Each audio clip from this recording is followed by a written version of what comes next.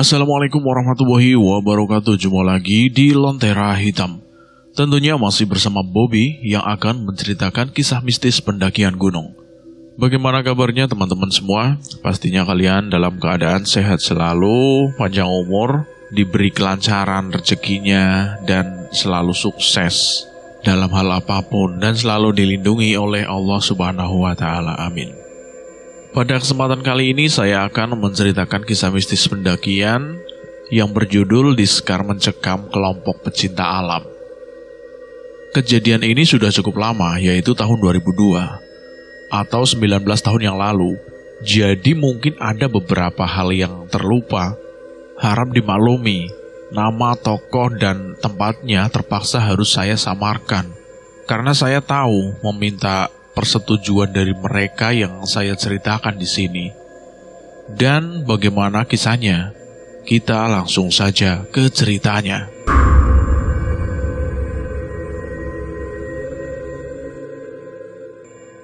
Suatu hari di tahun 2002, aku ditemui oleh seniorku di organisasi pecinta alam. Dia memintaku terlibat di kegiatan Diskar, sebuah organisasi Sispala yang baru saja dibentuknya. Diskar ini merupakan Diskar angkatan pertama, jadi organisasi ini belum memiliki anggota senior. Oleh karena itu, para instruktur dan pelaksanaan Diskar direkrut secara terpisah oleh rekanku yang membentuk organisasi tersebut. Singkat cerita, tibalah di hari yang telah ditentukan untuk pelaksanaan Diskar tersebut. Diskar dilaksanakan selama 3 hari 2 malam di sebuah kaki gunung yang ada di Jawa Tengah. Kita sebut saja namanya Gunung Wingit. Dan nama tempat kegiatan itu kita sebut saja Alas Widuri. Awal mula aku belum paham mengenai karakteristik lokasi Diskar tersebut. Karena ini pertama kalinya aku ke sana. Kalau gunungnya sih sudah beberapa kali kudaki. Tapi melewati jalur dari sisi lain, sisi Alas Widuri itu, kami belum pernah. Tapi ada satu hal yang menarik mengenai tempat tersebut, yaitu ketika rekanku mengatakan, "Kamu pasti suka tempatnya, dingin dan hitam." Begitu dia bilang dan cukup membuat rasa penasaranku memuncak tidak terkendali. Hari pertama Diskar, sebelum ke lokasi, kami semua berkumpul dulu di sebuah sekolahan SMA yang menjadi home base organisasi Sispala tersebut. Kami melakukan upacara pembukaan yang dipimpin oleh kepala sekolah, juga sesi-sesi lainnya untuk melengkapi persiapan seperti pengecekan peserta, pengecekan kesehatan, pengecekan perlengkapan, dan lain-lain sebagainya. Setelah dipastikan semuanya lengkap, kami pun berangkat ke lokasi menggunakan truk. Waktu saat itu menunjukkan pukul 14.00 atau jam 2 siang. Jarak lokasi Diskar dengan sekolah memang tidak terlalu jauh. Oleh karenanya, hanya dibutuhkan waktu sekitar 1 jam saja untuk perjalanan menuju ke lokasi. Sekitar pukul 15, kami sudah sampai di lokasi dengan selamat, tanpa kurang satu apapun. Begitu sampai di lokasi, seketika aku tertegun. Ini pertama kalinya aku mendatangi tempat sedingin dan sekelam ini. Secara kasat mata, lokasi kegiatan ini tidak jauh berbeda dengan lokasi-lokasi wisata luar ruangan lainnya. Penggambarannya, hamparan hutan pinus pada sebuah lembah yang cukup luas. Ada sungai cukup besar di salah satu sisinya. Hamparan camp area yang sangat representatif dan bersih. Terbukti pengelolanya cukup baik, atau mungkin memang karena jarang didatangi. Belakangan aku baru menyadari tempat ini memang jarang didatangi, karena memang dikenal angker oleh masyarakat setempat. Aku yang berada di posisi instruktur tamu tidak ikut terlibat dalam hal perjanjian dan hal administratif lainnya. Jadi aku menganggap semua hal tersebut sudah beres, tinggal fokus pada tugas yang diberikan padaku nantinya. Setelah menjalankan sholat asar secara berjamaah, Tim instruktur melakukan briefing singkat di dalam tenda panitia untuk mematangkan rencana kegiatan hari pertama hingga hari kedua besok. Sedangkan para peserta diberikan tugas mendirikan camp berupa bivak menggunakan jas hujan ponco. Hasil briefing sore itu adalah kegiatan nanti malam berupa penggemblengan mental dan ideologi atau umumnya disebut jurit malam. Usai briefing, kegiatan diisi orientasi lapangan oleh peserta Diskar yang dipandu beberapa instruktur. Mereka berkeliling lokasi kegiatan hingga radius tertentu.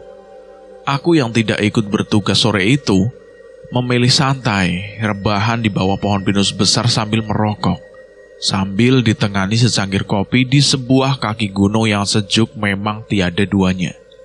Teman-teman instruktur lainnya sedang melakukan apa, aku tidak tahu dan tidak peduli karena saat ini aku sengaja menyendiri menikmati suasana hutan pinus. Hutan widuri yang sejuk namun memiliki aura kelam. Sudahlah, yang penting kopi dan rokok ini tetap nikmat. Beberapa saat kemudian ketika aku sedikit sudah terlena oleh suasana, tiba-tiba aku merasakan hawa dingin yang tidak seperti biasanya. Hawa dingin yang seolah menjalar, namun menakutkan. Aku pun sedikit beranjak dari posisi rebahan dan duduk mengamati suasana sekitar. Tak lama aku dikagetkan dengan munculnya semacam kabut tipis, namun bergerak cepat melewati tubuhku menuju ke atas bukit di belakangku. Tak lama kemudian aku mendengar teriakan atau tepatnya jeritan dari atas sana. Suara perempuan yang kudengar. Tapi aku tidak tahu siapa yang menjerit. Seketika aku berdiri dan mencari sumber suara tersebut. Tak lama muncul beberapa teman instruktur dari bawah sana berlari ke atas menuju tempatku berdiri. "Hen, kamu dengar juga? Ada yang teriak tadi," kata Rama, salah satu instruktur juga. "Iya, aku dengar. Siapa itu?" "Aku juga nggak tahu. Yang jelas arahnya dari atas sana. Dan peserta sedang kegiatan di sana. Mendingan kita cek dulu aja." "Ya udah, ayo cek dulu aja yuk." Dan kami pun berlari menuju tempat yang kami maksud. Setelah beberapa saat berlari, akhirnya kami sampai di tempat peserta kegiatan. Mereka sedang duduk berkumpul menggerumuni sesuatu. "Ada apa, Riz? Dia tiba-tiba pingsan, Hen. Aku baru mau nyuruh salah satu peserta cowok menyusul kalian ke bawah, tapi kalian sudah sampai di sini duluan. Ya udah deh, bantu kita ya. Aku tadi dengar ada yang teriak, makanya aku inisiatif ke sini." "Apa kamu bilang? Kamu dengar ada yang teriak?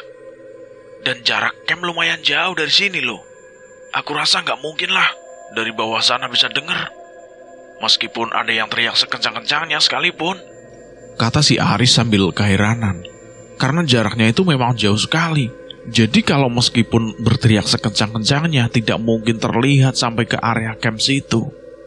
Mendengar ucapan Aris, aku, Rama, dan Ardi pun tertegun. Kami baru menyadari kalau tadi kami memang berlari cukup jauh untuk sampai di lokasi ini. Dan secara logika memang benar apa yang dikatakan Aris. Rasanya tidak akan mungkin kami bisa mendengar teriakan sekeras apapun dari sini hingga lokasi camp.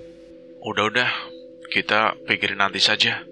Sekarang kita bawa dia saja ke bawah dulu. Sebentar lagi malam soalnya. Gak lucu kan kalau kita masih di sini malam-malam dalam kondisi seperti ini lagi. Kami berempat pun akhirnya membawa Dita ke area camp, sedangkan peserta lainnya dipimpin oleh ketua regu mereka untuk kembali ke camp juga. Dan anehnya, meskipun kami berempat mengangkat Dita yang badannya kecil, merasa kesulitan karena kami merasa badan Dita itu semakin lama semakin bertambah berat saja. Hingga di tengah perjalanan, akhirnya kami berempat memutuskan istirahat sebentar karena sudah tidak kuat lagi mengangkat badan Dita. Aku memberi instruksi kepada salah satu peserta untuk meninggalkan kami dan segera menuju camp. sekaligus melaporkan kejadian ini dan meminta bantuan tambahan personel untuk membantu membawa Dita kembali ke camp. 10 menit kemudian, kami kembali mencoba mengangkat badan Dita. Keanehan kembali terjadi. Kali ini, kami berempat sama sekali tidak mampu mengangkat badan Dita yang semakin bertambah berat berkali-kali lipat. Sekuat apapun kami berusaha menggerakkan seluruh tenaga, tapi badan Dita itu sama sekali tidak bergeming, seolah menempel pada tanah. Menyadari keadaan semakin aneh seperti ini, kami hanya bisa saling berpandangan. Entah ide dari mana, secara spontan aku berinisiatif membaca ayat kursi. Ketiga rekanku pun spontan mengikutinya. Beberapa kali aku mengulang membaca ayat kursi. Tiba-tiba mata Dita terbuka dan memandang kami berempat secara bergantian dengan tatapan tajam penuh kebencian. Tak lama kemudian, Dita pun meronta seolah hendak menyerang kami. Kami pun bereaksi menahan badannya. Entah mendapatkan kekuatan dari mana, tenaga Dita menjadi sangat besar. Kami pun merasa kewalahan menahannya. Tapi tak lama kemudian, kami pun akhirnya sanggup menguasainya. Meskipun dengan sangat bersusah payah. 4 orang pria dewasa melawan seorang cewek pelajar, tapi kami hampir saja kalah. Kami berempat masing-masing menahan kedua tangan dan kedua kakinya. Meskipun dia masih mencoba melawan, tapi kami masih tetap bisa menguasainya. Tak ada hal lain yang bisa kami lakukan selain tetap menahan badan Dita sambil menunggu bantuan personel datang. Akhirnya yang kami tunggu-tunggu pun tiba. 4 orang datang lagi. Salah satunya adalah seniorku yang mengajak terlibat di kegiatan ini. Yang mana dia adalah penduduk asli lereng salah satu gunung di Jawa Tengah ini, yang memiliki sedikit kelebihan dalam hal gaib. Dia bernama Sandi. "Tetap ditahan dulu ya, jangan dilepas dulu," ucap Sandi sambil berlari menghampiri kami. Kami tidak menjawab, hanya tetap berkonsentrasi menahan tubuh Dita yang semakin lama kami rasakan semakin besar tenaganya. Ketika sampai, Sandi langsung memegang kening Dita dan memejamkan mata sambil berdoa. Entah doa apa yang dia lantunkan, tapi tak lama, mata Dita pun terpejam dan badannya menjadi semakin lemes tidak berdaya. "Udah, aman ini. Kita angkat aja dulu ke bawah. Bawa ke tenda ya," ucap Sandi. Kami pun kembali mengangkat badan Dita dan membawanya ke camp. Kali ini badan Dita menjadi ringan dan sangat mudah kami angkat. Tak beberapa lama kami pun sampai di area camp. Dita yang masih dalam kondisi pingsan, kami masukkan ke salah satu tenda yang sudah disiapkan khusus untuknya. Ketika aku sedang duduk beristirahat, Sandi menghampiri aku dan dia berbicara padaku. "Malam ini bakal jadi malam yang panjang, Hen. Kamu siap-siap saja ya. Aku butuh bantuanmu nanti." Aku tidak menjawab ucapan Sandi, hanya menghembuskan nafas panjang, bertanda aku tidak akan bisa menolak apapun situasi yang nantinya akan kami hadapi. Malam pun kini telah jatuh secara sempurna. Kegelapan sudah menguasai setiap senti tempat ini, dan ketegangan yang sesungguhnya baru akan dimulai. Masih hari pertama, malam kisaran pukul 20. Dita yang pingsan sejak sore tadi sudah mulai membaik. Dia sudah sadar meskipun badannya terasa sangat lemah dan masih belum bisa bergabung untuk kegiatan di Diskar ini. Kami secara bergantian menemaninya di dalam tenda, mengajak ngobrol dan bercanda, supaya pikiran dia tidak kosong, setidaknya sampai dia lelah dan beristirahat. Di tenda yang lain, tim instruktur membahas kelanjutan kegiatan Diskar ini. Pilihan yang kami hadapi adalah tetap melanjutkan kegiatan apapun resikonya. Tentunya kami tetap mempersiapkan antisipasinya atau penghentian kegiatan dan pulang. Setelah melalui pembahasan dan pertimbangan, Akhirnya kami memutuskan tetap melanjutkan kegiatan. Tetapi kegiatan jurit malam ditunda besok. Malam ini kegiatan ringan saja dan istirahat. Sisa kegiatan lainnya dipadatkan untuk besok. Sedangkan para peserta saat ini dikumpulkan mengelilingi api unggun dan diisi kegiatan keakraban oleh beberapa instruktur lainnya. Sekitar pukul 22.00, ketika kegiatan keakraban masih berlangsung, aku yang sedang duduk santai bersama Sandi, tidak jauh dari lokasi kegiatan, tiba-tiba kembali merasakan hawa aneh. Hawa dingin menusuk dan gelap seolah membawa aura kelam, tiba-tiba datang menyelimuti ke area camp kami. Sandi pun sama merasakan juga perubahan suasana ini. Kamu ngerasain juga kan, Hen? Itu alasannya aku butuh kamu malam ini, sampai selesai kegiatan nanti. Tapi aku gak ngerti soal beginian, Bang. Gak masalah, Hen. Kamu cukup ikuti instruksi dariku saja nanti. Selebihnya serahkan padaku.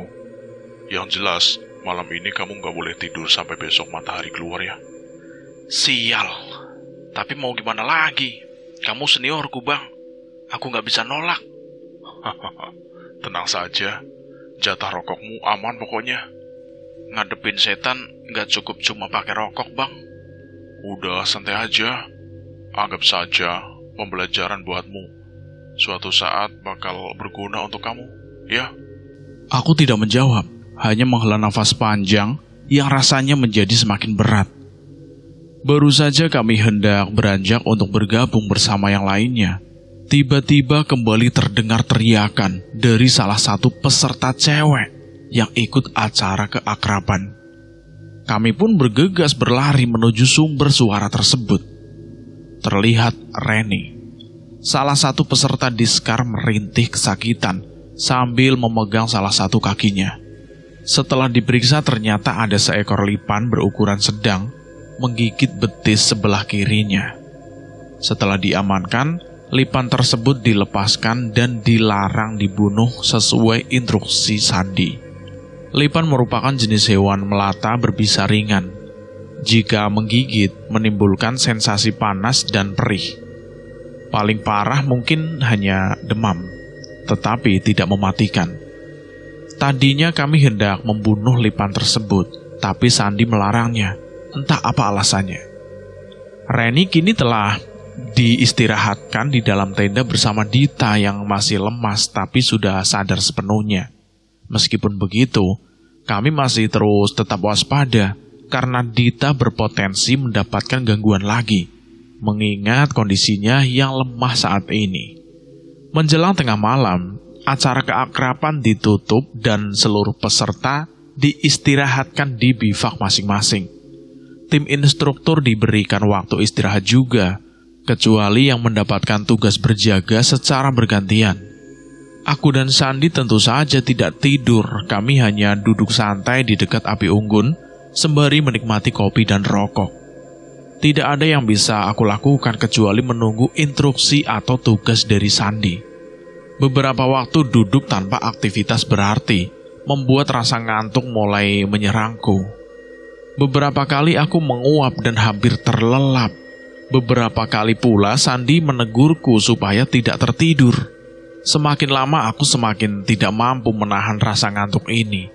Demi mengusir rasa ngantuk, aku pun berinisiatif mengambil gitar yang tadi sempat digunakan untuk acara keakraban. Sandi nampak tidak keberatan. Mungkin dia menyadari bahwa aku sudah hampir tidak kuat menahan ngantuk. Sebetulnya aku ini termasuk golongan kalong, alias manusia yang tahan begadang. Bahkan hingga 2 atau 3 hari tidak tidur sama sekali sudah biasa aku lakukan. Apalagi jika sedang mengerjakan proyek yang mendekati deadline. Tapi anehnya, malam ini aku benar-benar merasa tidak kuat menahan ngantuk. Mungkin karena tidak ada kegiatan berarti yang bisa memaksa otak dan fisik bekerja terus-menerus.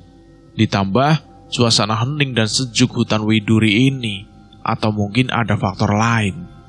Sandi yang juga termasuk seorang pekerja seni mampu membangun suasana menjadi sedikit bersemangat dengan memainkan gitarnya yang memainkan lagu-lagu, baik lokal maupun internasional. Dia sengaja memainkan lagu-lagu yang aku kenal dan bisa aku nyanyikan supaya saya tidak tertidur. Tentu saja kami tetap menjaga volume suara kami supaya tidak mengganggu istirahat peserta dan teman-teman instruktur lainnya. Baru beberapa lagu kami mainkan, tiba-tiba Sandi menghentikan petikan gitarnya dan memandang area sekitar dengan tatapan tajamnya. Hen, kamu tahu kenapa tadi kamu ngantuk berat? Tahu nggak? Entah bang, aku juga heran. Biasanya aku paling bertahan loh kalau bergadang. Mungkin karena suasananya enak kali bang, jadi nggak ngantuk. Bukan itu Hen. Kita dari tadi sebetulnya lagi diserang Hen. Yang diincar sekarang adalah anak-anak yang mentalnya belum kuat. Sedangkan kita yang lebih kuat diserang dengan sirup supaya kita terlena dan tertidur. Kalau kita udah tidur, otomatis penjagaan kosong dan mereka gampang diserang. Loh, siapa yang menyerangnya bang? Mereka yang menguasai wilayah ini. Tapi kenapa emangnya? Bukannya kita kegiatan di sini udah izin? Udah sih, tapi mereka masih tidak mau menerima. Sejak awal aku udah duga bakal ada gangguan. Tapi aku nggak mau nyerah dengan membatalkan kegiatan di sini. Kita ini manusia, derajat kita lebih tinggi lah dari mereka. Apalagi mereka kafir. Aku nggak mau nyerah gitu aja aku. Lagian, kita udah terlanjur di sini kan. Kalaupun kita pulang, nggak ada jaminan mereka nggak akan ngikutin kita. Mereka itu licik, Hen. Ya udah, Hen. Besok kalau kegiatan sudah selesai, aku jelasin kenapa mereka bandel, ya. Usai Sandi mengucapkan kata-kata itu, tiba-tiba hawa dingin menyeruak menusuk hingga ke tulang. Padahal tempat ini tidak terlalu tinggi. Memang lokasinya berada di lereng gunung. Tetapi puncak gunung ini pun tidak sampai pada 1700 mdpl. Dan lokasi kegiatan ini berada di kisaran 700 mdpl tingginya. Mereka nekat, Hen. Kamu jaga depan tenda tempat istirahat Dita dan Renia. Aku mau keliling sekitaran bivak peserta, ya. Aku harus ngapain, Bang, di depan tenda sana? Doa saja sebisamu dan jangan tidur. Sudah itu aja. Aku pun segera beranjak menuju tenda tempat Dita dan Reni istirahat. Sesuai instruksi dari Sandi, aku hanya duduk di depan tenda itu sembari berdoa sebisaku. Dan tentunya terus menahan rasa ngantuk yang rasanya menjadi semakin berat dibanding sebelum kami bermain gitar tadi. Seketika aku sedang berusaha terus berdoa dan menahan ngantuk, tiba-tiba aku dikagetkan dengan munculnya sosok dari kegelapan samping tenda.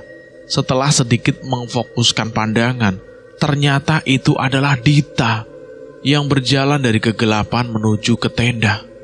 Aku sempat keheranan karena sejak aku duduk di depan tenda, aku tidak melihat Dita keluar dari tenda. Sedangkan sebelum aku ke sini, depan tenda ini dijaga terus oleh 2 orang instruktur yang lain.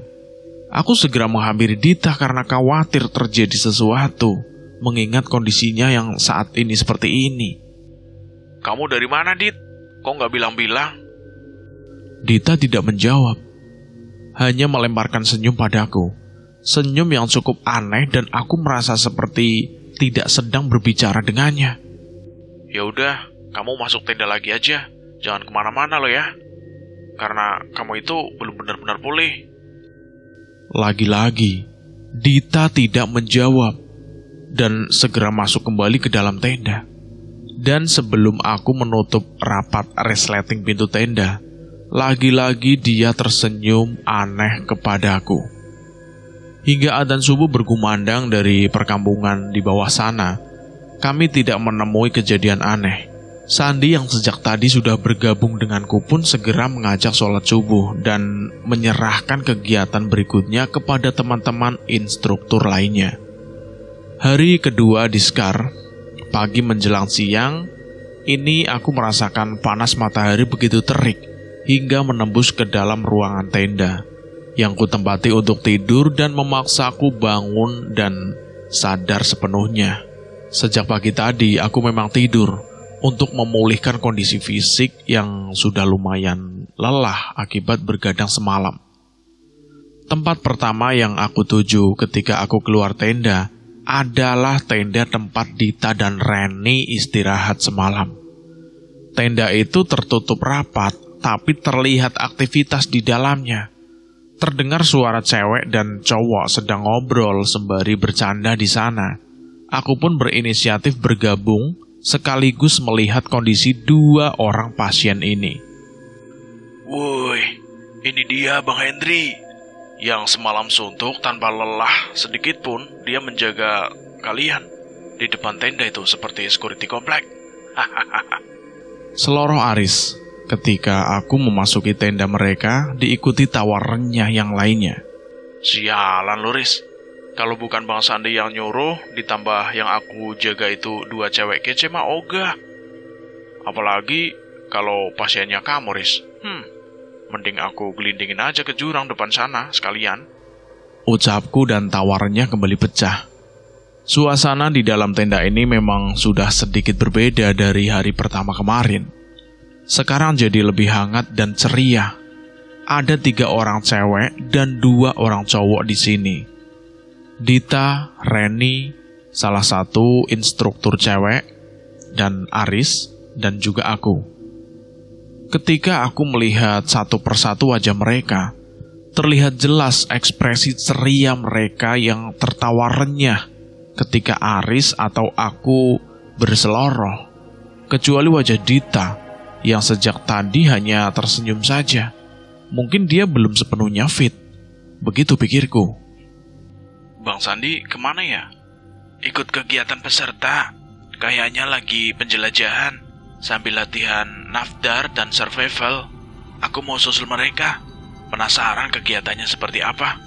Ketika kami sedang ngobrol santai, tiba-tiba Dita memandang ke langit-langit tenda.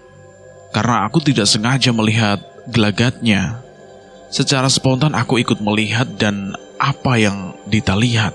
Terlihat sesuatu menempel di bagian luar tenda. Bentuknya kecil dan panjang sekitar 5 cm, seperti seekor ulat. Aku pun segera keluar memeriksa, dan ternyata benar, seekor ulat bulu berukuran sedang berwarna coklat kehijauan.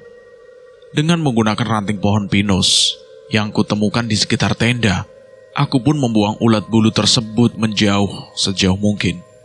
Anehnya, tak lama berselang ketika kami kembali ngobrol santai di dalam tenda, Dita kembali memandang ke langit-langit tenda. Aku memang sejak tadi selalu mengamati gelagat Dita, karena terasa aneh menurutku.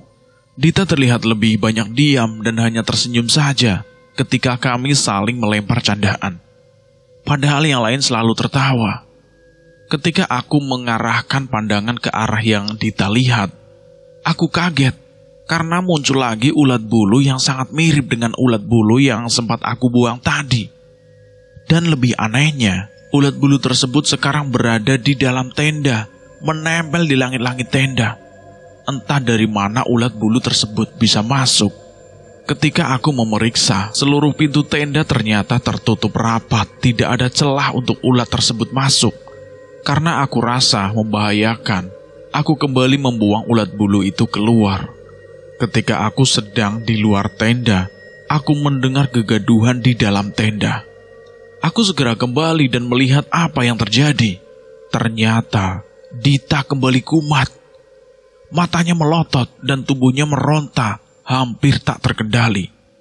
Reni dan teman instruktur pun kewalahan menahan tubuh Dita. Sekuat tenaga kami menahannya supaya tenang. Tapi kami rasa tenaga kami bertiga seolah tidak sebanding dengan tenaga Dita yang hanya seorang cewek ABG. Kegaduhan ini ternyata terdengar juga oleh rekan instruktur yang lain yang saat itu sedang berada di sekitar kami. Mereka datang membantu kami. Ketika kami rasa tenaga kami cukup untuk menahan Dita, aku meminta salah satu dari mereka untuk memanggil Sandi. Mata Dita terus melotot memandang kami secara bergantian. Ketika mataku dan mata Dita berpandangan, seketika dia kembali meronta, seolah berniat menyerangku. Tatapan matanya tajam, seolah penuh kebencian. Melihat gelagat yang tidak biasa, aku mencoba berkomunikasi dengannya, karena saat ini aku sadar yang aku hadapi sekarang bukanlah Dita, tapi jin yang merasuki tubuhnya. Ketika aku mencoba berinteraksi, menanyakan siapa dia sebenarnya, dari mana dia asalnya, dan apa maksud serta tujuannya, karena merasuki Dita dan mengganggu kami, dia sama sekali tidak menjawab. Dari mulutnya hanya keluar suara gagu, seperti orang bisu, dan sesekali tersenyum. Tersenyum menyeringai sangat mengerikan. Ketika kami semua sedang disibukkan mengurus Dita yang kerasukan, tiba-tiba Reni menjerit histeris dan langsung menggelepar tepat di sebelahku. Pada akhirnya kami harus membagi personel. Sebagian tetap menahan Dita, sebagian lagi menahan Reni. Kedua cewek ini sama-sama kerasukan jin entah dari mana.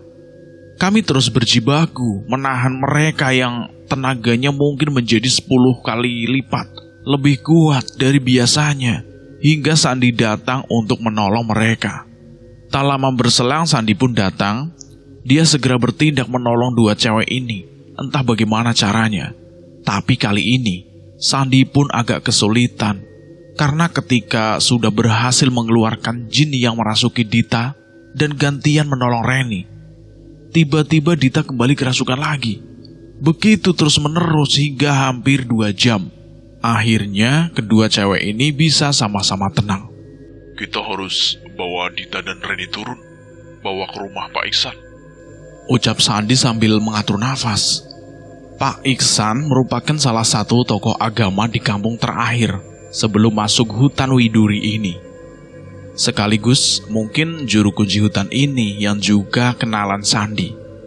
Beliau juga yang merekomendasikan kepada Sandi tempat kegiatan ini, sekaligus memberikan jaminan jika terjadi sesuatu beliau akan menolong kami.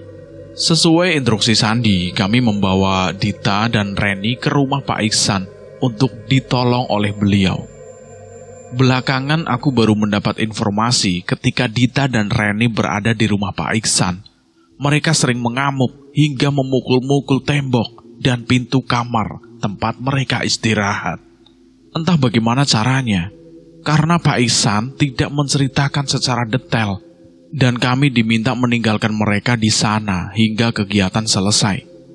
Tapi ketika kami menjemput mereka seusai kegiatan, Reni dan Dita sudah membaik, sudah sadar sepenuhnya dan sudah biasa, bisa tertawa riang. Tapi ternyata, apa yang dialami Reni dan Dita belum selesai sampai di sini. Hingga 3 bulan seusai diskar, mereka masih diikuti dan masih sering diganggu. Apakah kengerian ini sudah selesai sampai di sini ketika Dita dan Reni ditolong Pak Iksan? Jawabnya tidak. Karena pada malam kedua nanti, baru puncak kengerian hutan ini terjadi pada kami. Dan aku juga akan mengalami langsung dan hampir saja kalah menghadapi serangan dari mereka. Setelah Dita dan Reni dibawa ke rumah Pak Iksan, suasana lokasi kegiatan berangsur tenang. Kegiatan kembali dilanjutkan sesuai dengan jadwal yang telah disusun. Sore ini peserta diajak kegiatan di sungai. Inti dari kegiatan ini adalah reward and punishment. Peserta diberikan ujian berdasarkan materi yang telah mereka terima. Jika mereka bisa menyelesaikan ujian dengan benar, maka diberikan reward berupa logistik.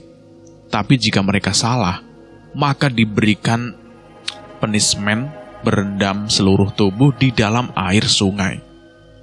Tidak ada hal yang aneh dalam kegiatan ini. Semuanya berjalan dengan lancar. Setidaknya seperti itu sepanjang pengamatanku. Mungkin saja beberapa peserta mengalami sesuatu yang aneh, tapi aku tidak menyadarinya. Karena hingga detik ini aku belum pernah mendapatkan cerita dari sudut pandang mereka.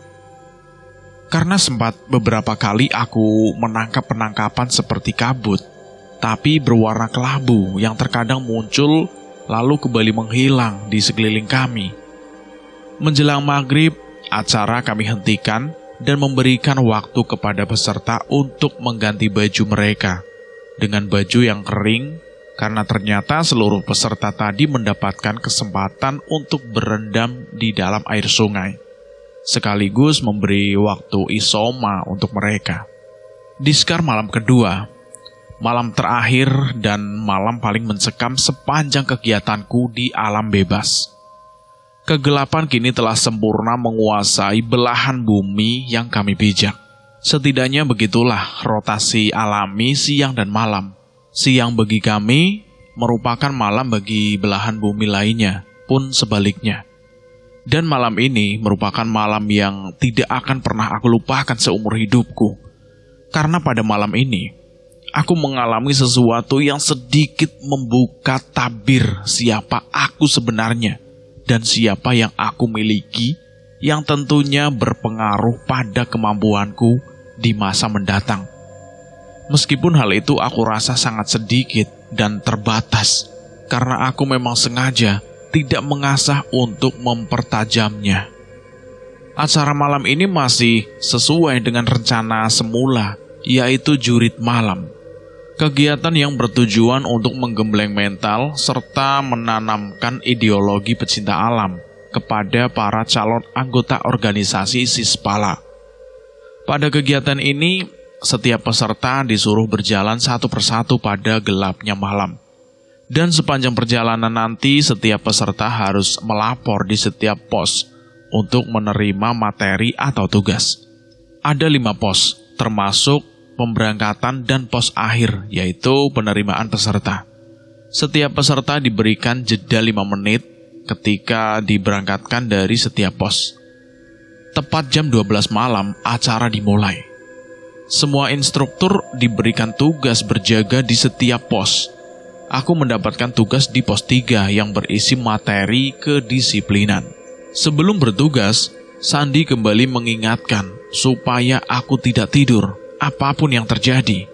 Karena jika aku tertidur, bisa berakibat cukup fatal. Agak ngeri memang, karena aku merasa diberikan beban lebih, melebihi batas kemampuanku. Jarak pos pertama sampai ke pos 3 tempatku bertugas lumayan jauh, membutuhkan waktu sekitar 30 menit berjalan.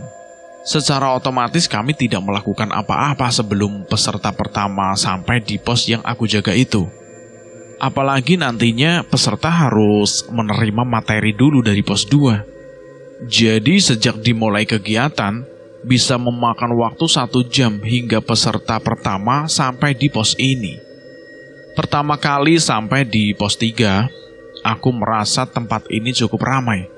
Sejak kecil memang aku bisa merasakan kehadiran makhluk lain di sekitarku. Tapi aku tidak pernah bisa melihatnya secara jelas. Kalaupun lihat paling hanya bayangan samar tidak berbentuk, hanya seperti asap atau kabut begitu saja. Merasa sedikit bosan dengan suasana hening, namun ramai seperti ini, aku meminta izin kepada 3 orang rekanku yang lain untuk sekedar merebahkan tubuh sejenak. Karena aku merasa badanku sedikit penat. Tapi aku tetap berusaha tidak tidur, seperti pesan dari Sandi sebelumnya. Namun sekuat apapun aku menahan ngantuk, ternyata aku terlena juga. Secara tidak sadar, tiba-tiba aku tertidur dan rekanku yang lain tidak menyadarinya. Ketika aku tidur, aku sempat bermimpi. Di dalam mimpi itu, aku merasa berada di dalam ruangan yang sangat besar dan megah. Ada meja panjang penuh hidangan yang menggiurkan. Terdapat banyak kursi mengelilingi meja tersebut, tetapi tidak ada satupun yang mendudukinya. Aku merasa tergoda untuk mencicipi hidangan itu. Tapi ketika tanganku hendak meraih salah satu makanan itu, tiba-tiba tanganku seperti ditepis oleh seseorang. Aku melihat sekeliling, tapi tidak ada satupun orang di sini. Kembali aku mencoba mengambil makanan itu, tapi lagi-lagi tanganku ditepis seolah ada yang melarangku memakannya. Ketika aku hendak mencoba yang ketiga kalinya, tiba-tiba aku mendengar suara di telingaku. Jangan dimakan. kau akan terjebak di sini selamanya. Lalu tiba-tiba semuanya berubah. Aku tidak lagi berada di dalam ruangan itu. Meja panjang berisi banyak makanan itu pun sudah tidak ada lagi. Sekarang aku berada di tengah hutan. Tapi ini bukan hutan pinus alas widuri. Ini hutan yang sangat lebat berisi pohon-pohon yang sangat besar. Mungkin pohon-pohon ini sudah berusia ratusan tahun. Aku berusaha berorientasi untuk mengenali tempat ini. Tapi aku benar-benar merasa asing. Ini pertama kalinya aku kesini. Tapi bagaimana bisa? Dalam kebingunganku, tiba-tiba muncul sesosok makhluk yang sangat besar di depanku. Makhluk itu menyeringai, memperlihatkan taringnya yang begitu panjang, tajam dan besar. Matanya merah menyala, cakarnya pun panjang dan sangat tajam, siap untuk mencabik-cabik tubuhku. Ketika makhluk itu hendak menyerang, tiba-tiba muncul cahaya putih dari belakangku menerjang makhluk itu hingga terpental. Lalu seketika makhluk itu lenyap. Cahaya putih itu kembali padaku. Ketika sampai di hadapanku, tiba-tiba cahaya itu berubah bentuk menjadi sesosok manusia berpakaian mirip panglima pasukan kerajaan Jawa di masa lalu. Setidaknya aku mengenalinya.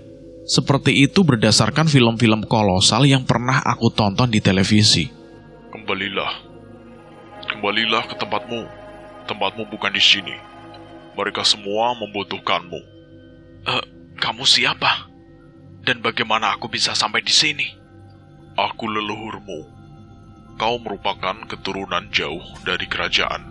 Sekarang pulanglah. Tutup matamu. Aku akan mengantarkanmu.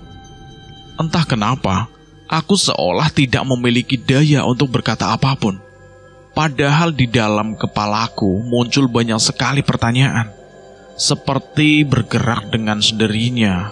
Kelopak mataku pun mengatup seperti perintah dari orang tadi.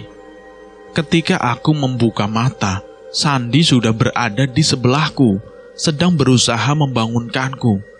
Dan seketika aku pun terperangah karena telah lalai terhadap pesan Sandi supaya tidak tidur.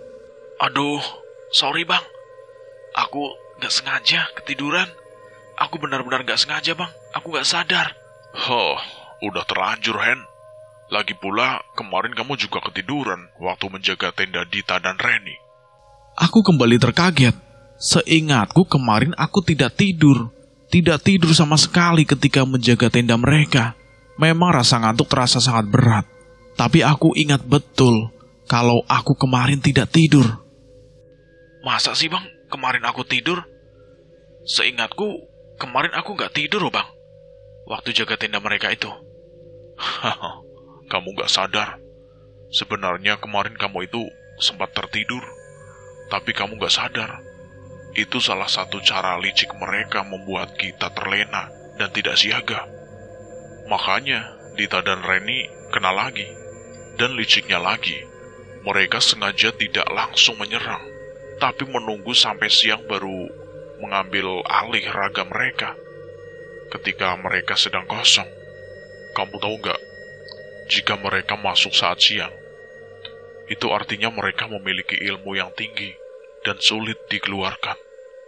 Sialnya lagi, jin yang masuk ke dalam tubuh Dita itu jin bisu. Makanya sulit diajak komunikasi. Aduh, maaf bang, sorry banget, sorry banget, maaf.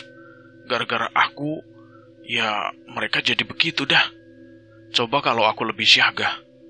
Tapi jujur saja ya bang, ini di luar kemampuanku bang.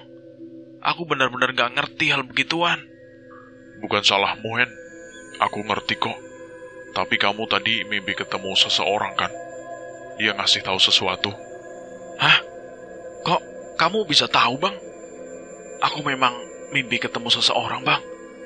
Tapi aku benar-benar bingung. Entahlah bang. Udahlah, gak usah risau.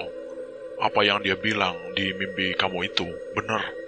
Anggap aja kamu ada yang jaga. Makanya dari kemarin aku bilang, kalau aku butuh kamu, suatu saat itu bakal berguna untuk kamu. Tapi aku gak pernah minta bang. Gak pernah mengharapkan. Dan gak pernah nyari juga aku. Aku gak tahu apa-apa loh, Bang. Dia itu datang sendiri, Hen. Dari silsilahmu. Semoga saja nantinya kamu bisa gunain sebaik mungkin. Gunain dengan bijak ya. Lalu sekarang gimana, Bang? Apa semua baik-baik saja? Sekarang kondisinya sedikit lebih parah dari kemarin. 3 anak kena, Hen. Sekarang lagi coba diatasi di camp. Waduh, terus peserta yang lain gimana? Yang lain masih lanjut kegiatan, gak masalah. Makanya aku keliling buat jaga-jaga. Ketika ada satu yang kena, aku langsung mikir, pasti kamu ketiduran. Makanya aku langsung nyari kamu. Pas aku lagi jalan, aku malah nemu 2 orang lagi kena. Akhirnya, bantu mereka dulu lah, baru nyari kamu di sini. Waktu menunjukkan pukul 3.30. Ketika peserta terakhir diterima di pos akhir, tidak menunggu waktu lama seluruh peserta langsung dibawa kembali ke camp melalui jalur pintas supaya lebih cepat. Tak sampai 30 menit seluruh peserta dan instruktur telah sampai di camp. Ketiga anak yang tadi diceritakan Sandi, kerasukan, kini sedang ditangani di salah satu tenda. Tak terdengar adanya kegaduhan, artinya mereka sudah tenang. Aku pun di situ ya sangat lega. Tapi hal itu tidak berlangsung lama. Kabut pekat tiba-tiba datang menyelimuti area camp kami. Suasana seketika menjadi mencekam. Samar aku dengar banyak suara di sekelilingku. Terkadang suara tawa, terkadang suara tangis, terkadang jeritan, bisikan, orang bicara, suara langkah-langkah kaki hingga suara-suara lain yang terdengar asing.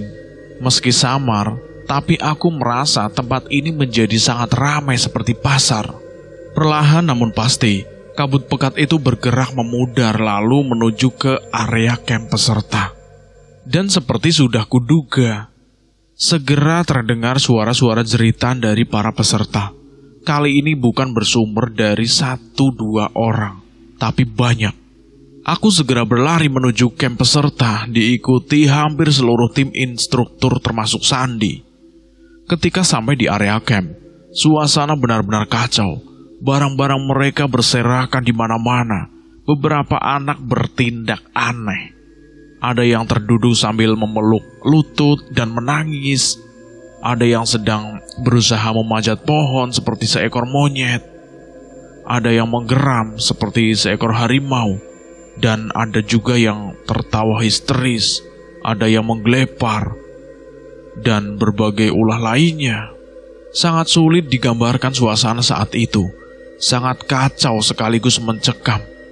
Ini bukan lagi gangguan, tapi ini serangan massal. Ini kesurupan massal. Aku, Sandi, dan tim instruktur lainnya mencoba mengumpulkan mereka yang kerasukan. Sedangkan yang tidak kerasukan menangis ketakutan. Setelah berjibaku dengan mereka, akhirnya kami berhasil mengumpulkan jadi satu semua anak yang kerasukan itu. Sedangkan yang masih sadar, segera kami amankan di tenda komando.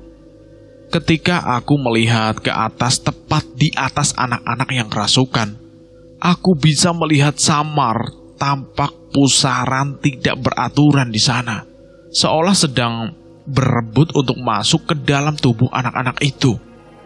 Salah satu instruktur sudah pergi menuju rumah Pak Iksan untuk meminta bantuan. Sedangkan kami tidak melakukan apapun kecuali aku yang diperintahkan oleh Sandi menatap mata anak-anak yang kerasukan satu persatu. Aku pun mencoba melakukannya, meski tidak mudah karena mereka selalu berontak dan berusaha menyerangku ketika aku dekati. Tapi pada akhirnya aku berhasil melakukannya. Hampir adzan subuh ketika salah satu senior yang meminta bantuan Pak Ihsan tadi kembali. Tapi dia sendirian. Pak Ihsan tidak ikut ke sini. Katanya Pak Ihsan cukup membantu dari rumah saja. Yang di sini sudah cukup bisa mengatasi. Tinggal tunggu saja adzan subuh, nanti semua akan baik-baik saja. Begitu kata beliau. Dan benar apa yang dikatakan oleh Pak Iksan. Ketika adzan subuh berkumandang, diikuti oleh kami semua ikut mengumandangkan adzan, satu persatu anak yang kerasukan tadi berangsur tenang dan pulih dengan sendirinya. Pagi menjelang, kali ini mentari terasa lebih hangat, lebih indah juga. Semua anak yang semalam kerasukan kini benar-benar telah pulih dan sadar. Tidak terlihat tanda-tanda mereka akan kembali kerasukan.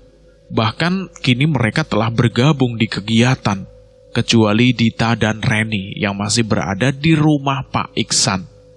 Singkat cerita, akhirnya kegiatan Diksar ini selesai ditandai dengan upacara pelantikan sekaligus penutupan kegiatan. Kini kami telah bersiap untuk pulang. Di perjalanan pulang, kami sempat mampir di rumah Pak Iksan untuk menjemput Dita dan Reni, sekaligus berpamitan dan mengucapkan banyak terima kasih. Tepatnya hanya aku dan Sandi yang masuk ke rumah Pak Iksan itu, mewakili semuanya. Sedangkan yang lain tetap menunggu di dalam truk. Ketika kami hendak berpamitan, kami sempatkan ngobrol sebentar dengan Pak Iksan. Aku sengaja menanyakan perihal tempat kegiatan kami tadi. Dan sesuai penjelasan Pak Iksan, ternyata tempat itu adalah area buangan jin dari wilayah lain. Jadi ceritanya, dulu itu di sisi lain gunung ini sedang dibangun tempat ibadah, sekaligus tempat dakwah oleh salah satu wali. Ketika wali tersebut hendak membangun tempat ibadah itu, ternyata di sana terdapat komunitas jin yang cukup kuat. Wali tersebut menawarkan kepada jin-jin itu untuk diislamkan dan diperbolehkan hidup berdampingan di sana, asalkan tidak saling mengganggu antara jin dan manusia. Karena sejatinya jin dan manusia adalah sama-sama makhluk ciptaan Allah yang berkewajiban menyembah Allah. Tetapi dalam prosesnya, tidak semua jin bersedia untuk masuk Islam. Jin yang memilih tetap kafir tersebut mencoba melawan dan mengusir wali tersebut. Tetapi wali tersebut memiliki kesaktian jauh lebih tinggi. Akhirnya para jin-jin kafir itu dapat dikalahkan dan dibuang di alas Widuri dan menempati hingga sekarang. Aku tidak bertanya lebih jauh lagi, karena waktu sudah menjelang sore. Kami tidak mau kemalaman lagi di jalan. Akhirnya kami pun berpamitan. Di perjalanan pulang, ternyata Dita dan Reni kondisinya masih belum stabil. Beberapa kali mereka histeris ketakutan seperti sedang melihat penampakan yang menyeramkan. Tetapi mereka sama sekali tidak kembali kerasukan, jadi masih aman lah. Menjelang maghrib, kami telah sampai di lokasi sekolah. Tak membuang waktu, kami segera membubarkan seluruh peserta dan menyuruh mereka segera pulang. Karena aku masih merasakan bahwa jin dari alas Widuri masih mengikuti kami. Kami tidak mau terjadi hal buruk lagi. Setelah seluruh peserta dipastikan sudah pulang, aku, Sandi, dan beberapa kawan instruktur mampir ke rumah salah satu teman kami untuk istirahat sekaligus menginap. Besok pagi baru pulang ke rumah masing-masing. Malamnya ketika kami hendak tidur, banyak sekali gangguan dari sekitar rumah, seperti pintu dan jendela yang diketok-ketok. Tapi ketika dibuka tidak ada seorang pun di luar sana. Suara orang mondar-mandir mengelilingi rumah, suara benda dilempar di dinding dan di atap, dan berbagai gangguan lainnya. Hingga kami pun bosan dengan gangguan mereka dan membuat itu sebagai candaan. Hingga beberapa waktu setelah kegiatan diskar itu, aku mendapat kabar bahwa Dita dan Reni masih sering diikuti dan diganggu jin dari alas Widuri. Tapi mereka mendapatkan bantuan dari seorang kiai, dan pada akhirnya setelah kurang lebih 3 bulan, mereka sudah tidak pernah diganggu lagi. Hanya saja sekarang mata dan rasa mereka jadi lebih peka terhadap makhluk gaib. Aku masih terheran dengan apa yang aku alami di alas Widuri itu. Namun pada prosesnya, Setelah sekian lama, akhirnya sedikit demi sedikit aku mengetahui riwayat silsilahku. Meski samar, tapi ada beberapa keterangan dari keluarga bahwa leluhurku dulunya adalah salah satu abdi di salah satu kerajaan besar di Jawa. Jadi wajar jika aku memiliki penjaga. Tapi aku tidak pernah ambil pusing dan tidak pernah merasa bahwa aku membutuhkannya. Karena aku sudah memiliki penjaga yang paling kuat, pemilik segala kehidupan dan kematian, yaitu Tuhan Allah yang Maha Kuasa. Namun kemampuanku yang pernah dikatakan oleh Sandi terkadang memang cukup berguna juga. Beberapa kali aku menemui langsung orang kerasukan, entah dorongan dari mana, tanpa aku mempelajari secara khusus cara menolongnya. Hanya bermodal doa sebisanya dan menatap tajam mata orang yang kesurupan itu. Beberapa saat akhirnya dia bisa sembuh sendiri. Sekali dua kali aku menganggap itu kebetulan dan keberuntungan. Tetapi untuk ketiga kali hingga total 7 kali sampai saat ini, aku menemui orang kesurupan selalu saja bisa sembuh dengan caraku tadi. Dan juga ketika aku memiliki anak bayi, terkadang ada gangguan dari jin yang menyukai anakku. Tapi alhamdulillah aku selalu bisa menangkalnya dengan doa. Wallahu a'lam. Tapi di kejadian yang terakhir ada hal unik, yaitu ketika aku menolong salah satu rekan kerjaku yang kesurupan di tempat kerja 4 tahun yang lalu. Aku selalu bisa mengeluarkan jin yang merasukinya itu, tapi aku tidak mampu menjaga atau memagari supaya jin itu tidak masuk lagi. Mungkin disitulah batas kemampuanku. Aku sadar itu dan sampai saat ini masih tidak ada niat untuk mempelajarinya, yaitu mengingatkan kemampuan itu. Biarlah secara alami saja seperti ini, atau biarkan kemampuan ini hilang dengan sendirinya, supaya aku bisa hidup lebih tenang. Terakhir kalinya, aku tidak meminta kalian semua percaya terhadap ceritaku ini. Jika kalian percaya, cukup percayakan bahwa semua ini atas kehendak Allah Subhanahu wa Ta'ala. Jika tidak percaya, anggaplah cerita ini sebagai cerita fiktif untuk bacaan atau untuk didengarkan iseng di waktu luang saja. Aku juga minta maaf jika cerita ini berantakan, semoga masih bisa dinikmati. Isi cerita ini sedikit dikurangi atau ditambah, dikarenakan keterbatasan keingatan terhadap kejadian yang sudah cukup lama. Tapi secara keseluruhan, tetap sesuai dengan kejadian yang sesungguhnya. Bukan cerita fiktif ya, ini memang sesungguhnya cerita ini seperti ini. Semua nama, tokoh, dan tempatnya aku samarkan, supaya tidak terjadi hal-hal yang tidak diinginkan. Dan cerita ini tamat sampai di sini. Saya, selaku yang membacakan cerita ini juga minta maaf sebesar-besarnya kalau ada kesalahan kata atau ada yang tidak enak untuk didengarkan. Mohon maaf sebesar-besarnya. Terima kasih buat teman-teman yang sudah setia mendengarkan cerita ini sampai habis. Semoga kalian semua dalam lindungan Allah Subhanahu wa Ta'ala diberikan kesehatan, diberikan panjang umur, diberikan kemudahan dalam mencari rizki, dan selalu dimudahkan segala urusannya. Dan terima kasih juga buat teman-teman yang sudah dukung kami, yang sudah subscribe, yang sudah nge-like video ini, yang sudah komen tentunya dari Jepang, Hong Kong, Korea, dari luar negeri pokoknya, dan dari Jawa juga, Jawa Tengah, Jawa Timur, Surabaya, Jogja, Solo, Jawa Barat, semuanya yang sudah komen pasti akan saya balas satu persatu. Pokoknya terima kasih banyak buat teman-teman yang sudah mendukung kami. Dan sekali lagi saya minta maaf jika ada kesalahan kata. Akhir kata, wassalamualaikum warahmatullahi wabarakatuh.